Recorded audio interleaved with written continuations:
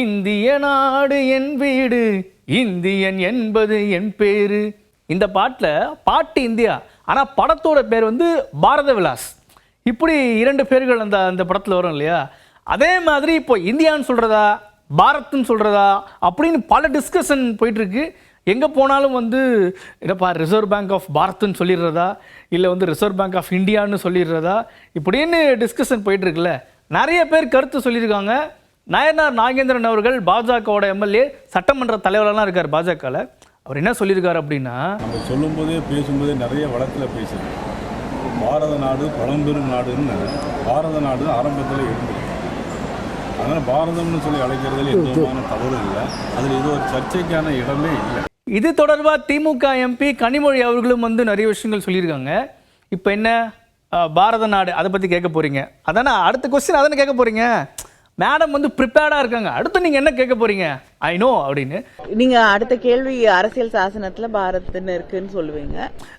Okay, இந்த பாரதம்னு சொல்கிறாங்கல்ல, அதற்கு பின்னாடி ஒரு மிகப்பெரிய அரசியல் ஒளிந்து கொண்டிருக்கிறது. ஒரு சர்ச்சையை கிளப்பக்கூடிய வகையில் பாரத குடியரசுத் தலைவர் அப்படிங்கிறதும், இல்லைன்னா வந்து இந்தியாவுடைய பெயரை வந்து பாரதம் என்று மாற்றப் போகிறோம் அப்படின்னு சொல்றது, அதற்கு பின்னால் இருக்கக்கூடிய ஒரு அரசியல், அதை நாம் எதிர்க்க வேண்டிய ஒரு கட்டாயத்திற்கு ஆளாக்கப்படுகிறோம். இந்தியான்னு ஒரு கூட்டணி ஸ்டார்ட் பண்ணதுக்கு அப்புறம் தான் இவங்க இந்த பேர் மாற்றுறது. எதிர்கட்சிகள் வந்து ஒரு தளத்துல வந்து ஒன்றிணைந்து ஒரு கூட்டணியை உருவாக்கி இருக்கும் பொழுது அந்த பேரே வந்து அவர்களுக்கு ஒன்றிய அரசாங்கத்திற்கு ஒரு அச்சத்தை உருவாக்கி இருக்கக்கூடிய சூழல்ல, ஓகேங்களா பரவா தேங்க்யூ அப்படின்னு போயிட்டான். இந்திய நாடு பாரத் அப்படின்னு பேர் மாற்ற போற விஷயமா அமைச்சர் மூர்த்தி அவர்கள்கிட்ட கேட்கும் பொழுது என்ன சொன்னார் அப்படின்னா, ஒரு சில விஷயங்கள் நம்மளுக்கு கருத்து சொல்ல இப்போ சொல்லப்பா அப்படின்னு சொல்ல வேணாம், இல்லை அது நான் அப்புறமா சொல்கிறேன் அப்படின்னு சொல்ல வேணாம். அண்ணன் ஓபிஎஸ் அவர்கள் வழியில் அமைதியாக மௌனமாக அந்த விஷயத்தை அப்படியே கடந்து போயிடுவோம். நம்ம ஏதாச்சும் சொல்லி அப்புறம் அது வேறு மாதிரியா வந்து இருக்கு வரந்தம்பி. அதே இடத்துல அதிமுகவோட முன்னாள் அமைச்சர் திண்டுக்கல் சீனிவாசன் அவர்கள், ஸோ என்ன திடீர்னு வந்து பாரத நாடுன்னு மாற்ற போகிறாங்களாமே சார் அப்படின்னு அண்ணன் என்ன சொல்கிறாருன்னா, அது ஒன்றும் தப்பு இல்லையே, பாரதம்ங்கிறது மாற்றவே முடியாதுன்னு டிஆர் பாலே சொல்லியிருக்காரு. பாரதம் எல்லாமே ஒன்று தான், அது இந்தியாவுடைய சேர்ந்தது, அதில் ஒன்றும் மாற்று கருத்து இல்லை. பாரதங்கிறது நம்முடைய பாரத தேசம் தானே, இது ஒன்றும் தப்பு இல்லை. எல்லாமே பழமையை விரும்புகிற ஆட்கள் பூரா விரும்புகிறாங்க, அதில் ஒன்றும் தப்பு கிடையாது. அவர்கள் ஆதரிப்பதை மாண்புமிகு எடப்பாடியார் அவர்கள் ஆதரிக்கிறார்கள். அதிர்ச்சிக்காரில் பாரதத்தை நம்மளும் ஆதரிக்கிறோம். பாரத நாடு. நான் அந்த சனாதனம் பற்றி வரந்தம்பி ஏதாச்சும் எக்ஸ்ட்ராவாக ஒரு கொஸ்டின் அண்ணன்கிட்ட போட்டால் போதும், தம்பி நான் சொல்லவே மாட்டேன், அதுக்கெல்லாம் நீங்கள் எத்தனை வாட்டி கேட்டாலும் சொல்ல மாட்டேன், அண்ணன் வாக் அவுட் பண்ணிடுவார். இந்த இந்தியாவோட பேர் மாற்றத்தை பற்றி அண்ணன் சீமான் அவர்கள் ஏகப்பட்ட கருத்து சொல்லிட்டு இருந்தாரு. இன்னைக்கும் நிறைய கருத்துக்கள்லாம் சொல்லியிருக்காரு. இதில் என்ன ஆழ்ந்து பார்க்கணும்னா, இந்தியா ஒரே நாடு அல்ல, அது தேர்தல் அரசியலமைப்பு சட்டமும் சொல்லலை. உங்கள் எல்லாருக்கும் தெரியும், ரேடியோவே ஆல் இந்தியா ரேடியோ தான், இந்திய ரேடியோலாம் கிடையாது. India that is Bharat shall be an union of states தான்.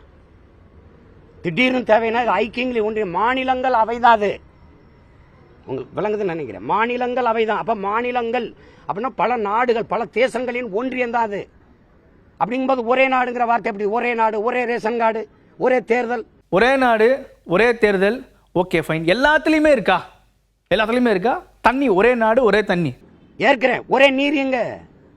நீ ஒரே நாடுன்னா காவிரியில் எனக்கு தண்ணி ஏன் பெற்று தர முடியல உன்னால?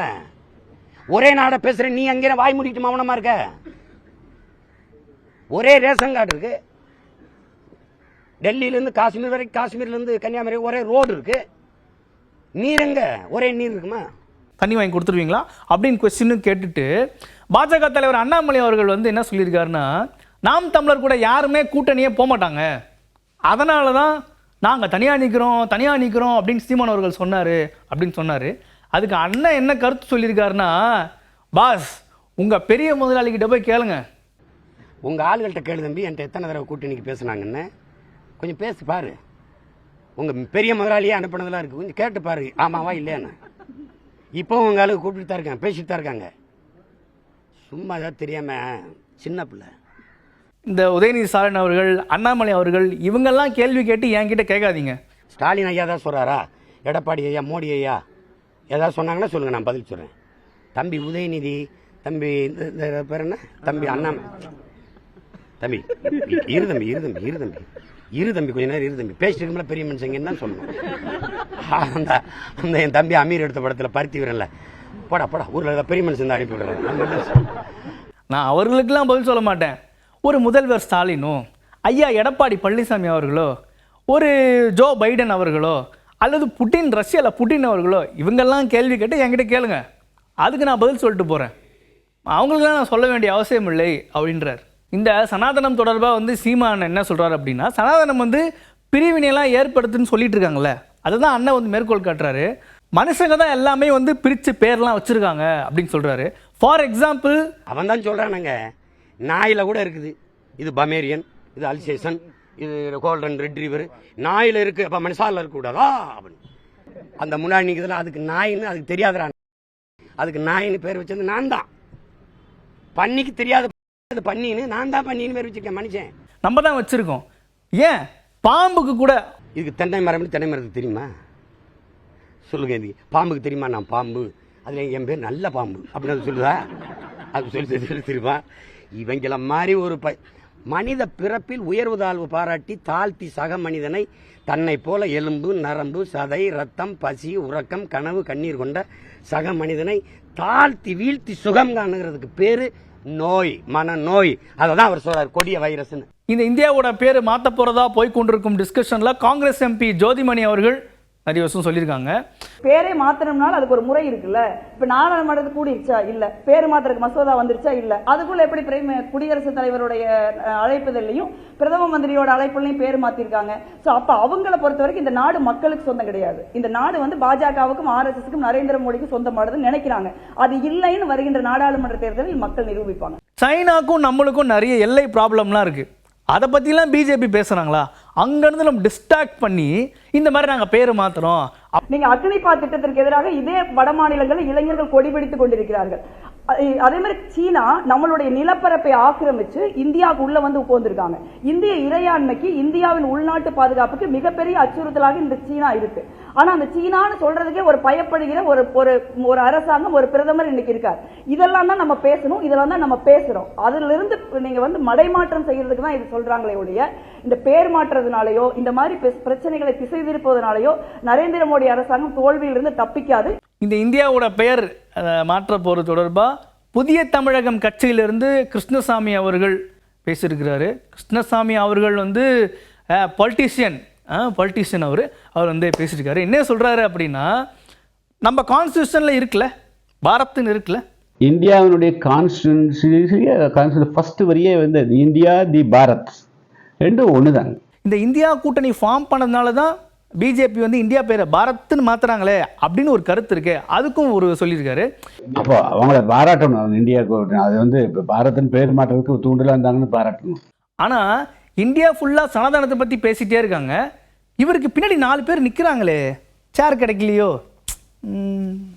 இந்தியாவோட பேர் பாரத்னு மாற்ற போகிறாங்க அப்படின்னு சொல்லிட்டு தமிழ்நாட்டில் மட்டும் டிஸ்கஷன் போல, ஆந்திராவில் கூட நிறைய டிஸ்கஷன்லாம் போயிருக்கீங்க, இந்தியா ஃபுல்லாக போயிருக்கு. ఆంధ్ర మినిస్టర్ రోజా అవர்கள் మార్చడం వల్ల తప్పు ఉంటుందని నేనేం అనుకోవట్లేదు. ఎందుకంటే భారత్ అంటే మన తెలుగు పదం వినటానికి కూడా మనకి భారతదేశం అని ఎప్పుడు చెప్పుకుంటూ ఉంటాము. సో ఇంగ్లీష్లో ఇండియా అనే కన్నా భారత్ కూడా బాగానే ఉంది. తెలుగు పదத்தில் கூட நம்ம பாரதம் தானே சொல்லணும். இந்த நேம் ஒன்றும் தப்பு இல்லையே, ஏன்னோ பிக் டாஸ்க், என்ன எந்த கான்ட்ரவர்சிலையும் மாட்டி விட்டுறாதீங்க அப்படின்ட்டு போயிட்டாங்க. அம்மா மக்கள் முன்னேற்ற கழகத்திலிருந்து அண்ணன் டிடிவி அவர்களும் நிறைய விஷயங்கள்லாம் பேசியிருக்காரு. இப்போ என்னன்னா, இந்த ஒரே நாடு ஒரே தேர்தல் மேட்டரில் வந்து எடப்பாடி பழனிசாமி அவர்கள் எதிர்க்கட்சி தலைவர் அவர் ஓகேன்னு சொல்லியிருக்காரு அப்படின்னு அண்ணன்கிட்ட கேட்குறாங்க. அது பழனிசாமி அது பச்சவந்தி மாதிரி அவர் ஆட்சியில் இருக்கிறப்ப ஒரு மாதிரியும் இப்போ அவர் ஒரு மாதிரி நடந்துக்குவார். பழனிசாமி பேசுறதெல்லாம் நம்ம எடுக்க, ஏன்னா அவர் ஆட்சி பொறுப்பில் இருந்தால் எலெக்ஷன் வந்துடக்கூடாது நினைப்பாரு. பட் என்னவா இருந்தாலும் நீங்கள் மக்கள்கிட்ட ஒப்பீனியன் ஒன்று கேட்கணும். அது எப்படி சாத்தியமாகும்? இப்போ தான் கர்நாடகாவில் தேர்தல் நடந்திருக்கு, இன்னும் 2-3 ஸ்டேட்டு இப்போ எலெக்ஷன் நடக்க போகுது.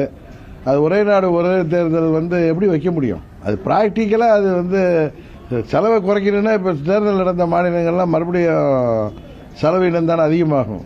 அதனால் எது செய்தாலும் அரசாங்கம் தங்களுக்கு அறுதி பெரும்பான்மை இருக்குன்னு செய்யக்கூடாது, மக்களின் ஒப்பீனியனை கேட்டு தான் செய்யணும். அண்ட் இந்த இந்தியாவோட பேரை பாரத நாடு மாற்ற போகிறது தொடர்பாகவும் பேசியிருக்கிறாரு. அது நேற்று நானும் உங்க மாதிரி தான் ஊடகத்தில் பார்த்தேன், அது உண்மை இல்லைல்ல. அதிமுக, அமமுக, அப்புறம் ஓபிஎஸ் அணி எல்லாரும் வந்து டிவி பார்த்தா தெரிஞ்சுப்பாங்க. எது செய்தாலும் மக்கள் பொதுமக்களோட ஒப்பீனியன் கேட்காம எதுவும் செய்ய மாட்டாங்கன்னு தான் நம்புகிறோம். இந்தியாவோட பேரை இந்தியானே இருக்குமா இல்லை பாரத்னு கன்ஃபார்ம்டாக மாற்ற போகிறாங்களா, டிஸ்கஷன் மட்டும்தான் இது வரைக்கும் போயிட்டுருக்கு. மத்திய அமைச்சர் அனுராக் தாக்கூர் அவர்கள் என்ன சொல்லியிருக்காரு அப்படின்னா, இது வரைக்கும் எங்களுக்கு வந்து அப்படி ஒரு எண்ணமே கிடையாது, இந்தியான்ற பேரை வந்து பாரத் நாடு அப்படின்னு மாற்றுறதுக்கு எண்ணம் கிடையாது, அப்படி இல்லை அப்படின்னு சொல்லியிருக்காரு. G20 மாநாடு டெல்லியில் பவர் பேக்டாக ரெடி ஆகிறதுக்கு வெயிட் பண்ணிட்டு இருக்கு. நம்ம இடிதான் இங்கே என்ன ப்ரிப்பேர் பண்ணிட்டு அங்கே போய் தலைமை ஏற்பாரா, என்ன பேச போகிறாரு அப்படின்றது தெரியல.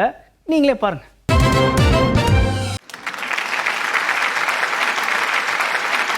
ஆனால் ஒன்றை மட்டும் கூறிக்கொள்ள ஆசைப்படுகின்றேன். கொசு கடிக்குமா அல்லது கொட்டுமா அல்லது ஊசி போடுமா என்று உற்று நோக்கினால் அது ஊசி போடும் உத்தம பணியைத்தான் ஒழுங்காக செய்து உச்சி கொட்ட வைக்கும். ஆனால் கொசு ஊசி போடுகிறது என்று சொல்லுவது வழக்கு மொழி இல்லை, கொசு கடிக்கிறது என்று தான் சொல்லுகிறார். அது ஓயாமல் கடித்து தொலைக்கும் போது கொசு தொல்லை என்று தாங்க முடியலப்பான்னு அங்கலாய்ப்பது உண்டு. ஆனால் கொசு கடிக்கிறது என்றுதான் பொதுவான வழக்கு மொழியாக சொல்லி தொலைவது. கொசு என்றால் கடிக்கத்தான் செய்யும், ஆனால் கொசுறு கடிக்குமா? எல்லாவற்றுக்கும் ஒரு கொசுறு கொடுத்தால் அதை தொல்லை என்று யாரும் சொல்லுவதில்லை. கொசுறு செய்தி கூட அது இனிக்கத்தான் செய்யும். எனவே குடைமடைக்கு கொசுவாக இருக்கிறான் என்று சொன்னால் இடிதாங்கி எப்போதும் கொசுராகத்தான் செயல்பட்டு கொண்டிருக்கிறான் என்று சொல்லு. ஆக அரசியலில் கோரிக்கைகள் கொசுக்கடியாக இருக்கும் போது அந்த கோரிக்கைகளை தற்காலிகமாக நிறுத்தி வைப்பதற்கு ஏதாவது கொசுறு கொடுத்து ஆற்றுப்படுத்தி விட வேண்டும். இது அரசியல் நடப்பு என்றும் அரசியல் வழக்கம் என்றும் சொல்லலாம். ஆக கொசு எந்த நேரத்தில் கடிக்கும் என்று சொல்ல முடியாது.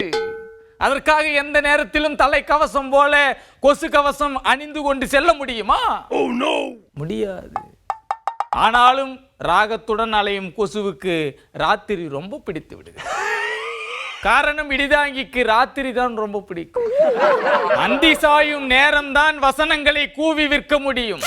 தினம் தினம் மேடைகளில் பேசுவதற்கான தலைப்புகள் கிடைத்து விடுவதால் அந்த தலைப்புகளை கொசுவை வரவழைத்து விடுவதில் ஆச்சரியம் ஒன்றும் இல்லை. ஆக தலைப்பில் அடிபடும் பொருளை மறைப்பதற்கு இன்னொரு பொருள் பொசுக்கென்று படம் எடுத்து ஆடுவதில் ஆச்சரியம் ஒன்றும் இல்லை. ஒன்றை மறைக்க இன்னொன்று வந்தால்தான் வரலாற்றை விரலுக்குள் வைத்து எண்ணுவதற்கு மக்கள் மறந்து விடுவார்கள். அப்படி மறதி வியாதி இருப்பதால் தான் இடிதாங்கியை இன்னமும் கொசுக்கள் மாறி மாறி கடித்து கொண்டிருக்கிறேன். வலியை கஷ்டப்பட்டு தாங்கிக் கொள்ள வேண்டியதுதானே. அதை விட்டுவிட்டு கடித்து கொசுவை தேடி சிறையில் அடைப்பேன், தண்டனை வாங்கி தருவேன் என்று அடம்பிடித்து மேடையில் நீட்டி பேசினால், இதற்கு எதிர்ப்பு தெரிவித்து அடித்த கொசுக்கள் சங்கம் சார்பாக வழக்கு தொடுத்தால் நம்ம அனைவரும் தண்டனையில் இருந்து தப்பிப்பதே கடினம் தானே. ஆக இந்த குழப்பங்களை குத்தகை எடுத்து ஒத்திகை பார்க்காமல் கருத்து சொல்லுகிறேன் என்ற பேரில் கொடைமடைக்கு மற்றவருக்கு குழப்பம் தரும் அளவுக்கு பேசியதால் தலைநகரமே தலை சுற்றி போகும் அளவுக்கு நிலை தருமாறும் என்று எச்சரித்து விடைபெறுகின்றேன். நன்றி, வணக்கம். We are back to sports. உலகக்கோப்பை கிரிக்கெட்டுக்காக டீம் பாரத் அனௌன்ஸ் பண்ணுவாங்கன்னு எதிர்பார்த்தோம். ஆனால் டீம் இந்தியா தான் அனௌன்ஸ் பண்ணியிருக்காங்க. அதுக்குள்ளே என்னென்ன பிளேயர்ஸ் வர போகிறாங்க அப்படின்ற ஒரு பெரிய ஷெட்யூல் விட்டுருக்காங்க. முக்கியமான ஆஸ்தான பிளேயர்ஸ் தான் உள்ளே இருக்காங்களா இல்லையான்னு பல பேர் பல விதமான கருத்துக்கள் சொல்லியிருக்காங்க. நிறைய கிரிக்கெட்டர்ஸ் வந்து ஏன் அந்த டீமில் இவர் இல்லை, நல்லா ஸ்பின்னு போடுவார், இவர் ஏன் இல்லை இவர் நல்லா பவுன்ஸ் போடுவார், இவர் ஏன் இல்லை இவர் நல்லா யாக்கர் போடுவார் அப்படின்னு பல கருத்துக்கள் சொல்லிட்டு இருக்காங்க. பல டிஸ்கஷன்களும் வந்துகிட்டு இருக்கு அதை பற்றி. ஸோ இன்னைக்கு கிச்சன் கேபினெட் பார்த்து என்ஜாய் பண்ணியிருப்பீங்க அப்படின்னு நம்புகிறோம். நாளைக்கு இதே மாதிரி இன்ட்ரெஸ்டிங்கான விஷயத்தோட உங்களை வந்து சந்திக்கிறோம். இதில் விடைபெறுவதுனா உங்களுடைய சிவா.